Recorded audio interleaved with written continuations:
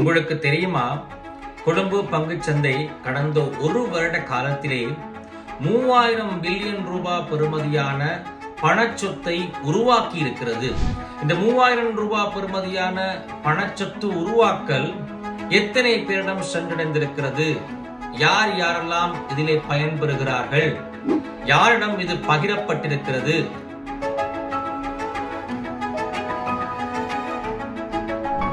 வணக்கம். எனது பெயர் ராகேஷ் சர்மா.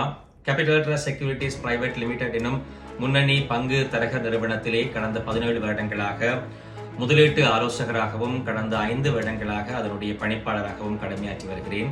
பங்குச்சந்தை சார்ந்த ஓரளவு அனுபவமும் ஓரளவு அறிவும் இருப்பதன் காரணமாக அவற்றை மக்களோடு பகிர்ந்து கொள்ள வேண்டும் என்ற ஒரு அவா எனக்கு இருக்கிறது. கடந்த ஒரு வருடத்தை நீங்கள் எடுத்து நோக்கினால் 2024ஆம் ஆண்டிலிருந்து 2025ஆம் ஆண்டு ஆகஸ்ட் மாதம் வரையிலான ஒரு காலப்பகுதியிலே கொழும்பு பங்குச்சந்தையினுடைய பெறுமதி, மொத்த பெறுமதி அல்லது மார்க்கெட் கேபிட்டலைசேஷன் 3000 பில்லியன் ரூபாவினால் அதிகரித்திருக்கிறது. 2024ஆம் ஆண்டு 4000 பில்லியன் ரூபாவாக இருந்த கொழும்பு பங்குச்சந்தையினுடைய மார்க்கெட் கேபிட்டலைசேஷன் மொத்த பெறுமதி 2025ஆம் ஆண்டு 7000 பில்லியன் ரூபாவாக அதிகரித்தது. அது கிட்டத்தட்ட 3000 பில்லியன் ரூபாய் பெறுமதி அதிகரிப்பு. இது கிட்டத்தட்ட 2024ஆம் ஆண்டு ஒப்பிடுகின்ற பொழுது 80% அதிகமான ஒரு அதிகரிப்பு. மார்க்கெட் கேபிட்டலைசேஷன் அல்லது மார்க்கெட் கொழும்பு பங்குச்சந்தையினுடைய பெறுமதி என்று நாங்கள் பார்க்கின்ற பொழுது 286 பட்டியலிடப்பட்ட நிறுவனங்கள் கொழும்பு பங்குச்சந்தையில் இருக்கின்றன. அவை ஒவ்வொன்றினதும் மொத்த பெறுமதியை ஒன்று சேர்க்கின்ற பொழுது உருவாகுவதுதான் மார்க்கெட் கேபிட்டலைசேஷன். கொழும்பு பங்குச்சந்தையினுடைய மொத்த பெறுமதி அது 3000 பில்லியனால் அதிகரித்தது என்பது மிகப்பெரிய ஒரு அதிகரிப்பு. ஆனால் அந்த அதிகரிப்பு எத்தனை பேருக்கு சென்றடைந்திருக்கிறது? யாரெல்லாம் அதிலே பயன்பெறுகிறார்கள்? யாருக்கெல்லாம் அந்த 3000 பில்லியன் ரூபாய் பகிரப்பட்டிருக்கிறது என்ற கேள்வி நிச்சயமாகவே உங்களுக்கு எழும். 22.3 மில்லியன் மக்கள் வாழுகின்ற நாடு எங்கள் நாடு இலங்கை. அதிலே 1 லட்சத்துக்கும் குறைவான மக்களிடம் மட்டும்தான் இந்த 3000 பில்லியன் ரூபாய் பெறுமதியிலான சொத்து அதிகரிப்பு, பண அதிகரிப்பு பகிரப்பட்டிருக்கிறது. இது ஒரு மிகப்பெரிய ஒரு வெற்றி கொழும்பு பங்குச்சந்தைக்கு என்று நாங்கள் சொல்ல முடியுமா? அல்லது ஒரு மிகப்பெரிய ஒரு வெற்றி எங்கள் நாட்டுக்கு என்று நாங்கள் சொல்ல முடியுமா? நிச்சயமாகவே முடியாது. என்றால் இது மக்கள் மயப்படுத்தப்படவில்லை. இது அனைத்து மக்களுக்கும் சென்றடையவில்லை.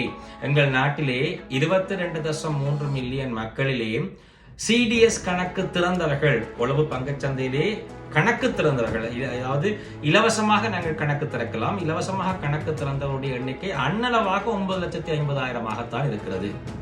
அதிலும் 2,50,000 அன்னளவாக 2,50,000 பேருக்கு மட்டும்தான் ஒரு போர்ட்போலியோ இருக்கிறது. போர்ட்போலியோ இருக்கிறது என்றால் குறைந்தது ஒரு பங்காவது அவர்கள் வேண்டி இருக்க வேண்டும். அவை பங்குகள் இருக்கக்கூடிய போர்ட்போலியோவாக 2,50,000 மக்களிடம் மட்டும்தான் அந்த போர்ட்போலியோ இருக்கிறது.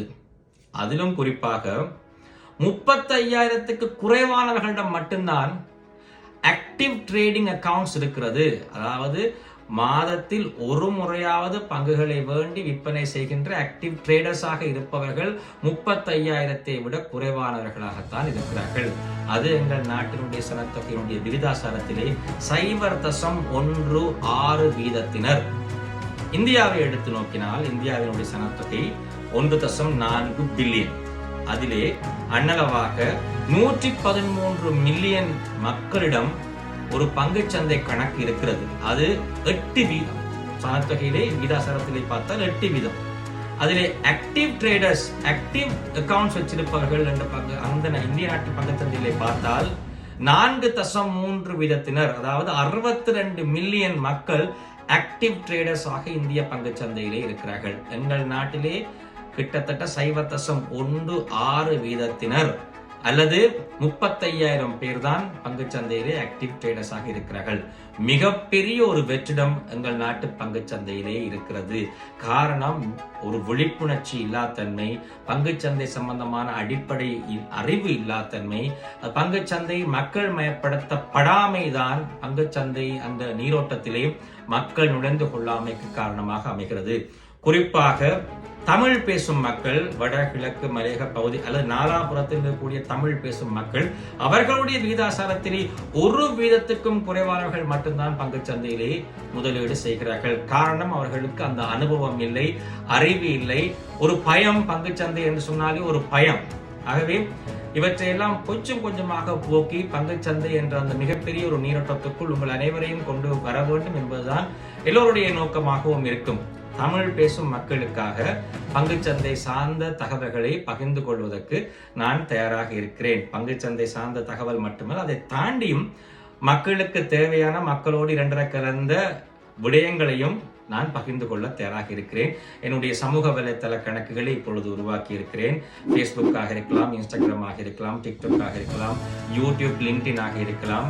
நீங்கள் உங்களுடைய சமூக வலைத்தள கணக்குகள் மூலமாக என்னை பின்தொடர்ந்தால் உங்களோடு சேர்ந்து இந்த தகவல்களை பகிர்ந்து கொள்வதற்கு நான் தயாராக இருக்கிறேன். நன்றி, வணக்கம்.